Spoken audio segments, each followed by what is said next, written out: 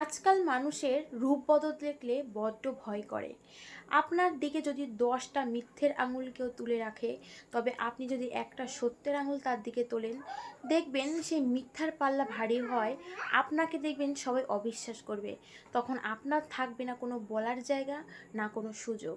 তখন দেখবেন আপনি নিজের কাছে নিজেই অসহায় হয়ে পড়েছেন। এই মুহূর্তটা যে কতটা যন্ত্রণাদায়ক, সেটা শুধুমাত্র সেই জানে যার সাথে এমন ঘটেছে। হাজার মিথ্যার সামনে একটা সত্য যখন নড়বড়ে হয়ে দাঁড়িয়ে থাকে, তখন সেই সত্যটাকে সবাই আঘাত করে ফেলে দেয় বা নাড়িয়ে দেয় যে তুমি মিথ্যার কাছে মাথা নত করো। তো তখন ভীষণ অসহায় লাগে। তো এমন পরিস্থিতি যদি কেউ পড়ে থাকেন, তবে বুঝে নেবেন যে মানুষকে আপনি চিনতে শিখে গেছেন। কিছু কিছু আঘাত জীবনে আসে মানুষকে চিনিয়ে দেওয়ার জন্য। সব ঝড়, সব আঘাত কিন্তু আপনাকে কষ্ট দেওয়ার জন্য নয়, কিছুটা শিক্ষা দেওয়ার জন্যও আসে।